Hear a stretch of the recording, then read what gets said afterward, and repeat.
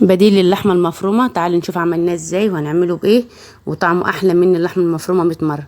ده ايه؟ ده قنصة الفراخ والبط. اخدتها وفرمتها وطلعت احلى من اللحمة المفرومة 100 مرة. اللحمة سعرها غالي جدا، وتقدر تجيب القنصة بتاع الفراخ والبط وتفرميهم في الكبة، هتطلع معاك بالشكل ده، تستعمليها كأنها لحمة مفرومة بالظبط.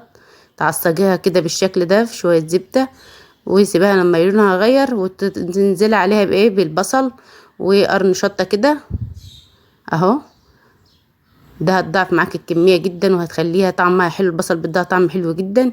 هتسيبها بقى كده لما تستوي شوية، والاخر تحط عليها حبة طماطم مبشورة بالشكل ده، بتديها طعم وريحة، وفص ثوم وملح وفلفل وبهارات وجوز الطيب وورقة لورا، وهتاكلي احلى لحمة مفرومة بإذن الله. جربوا الوصفة والطريقة وادعيلي. مع السلامة.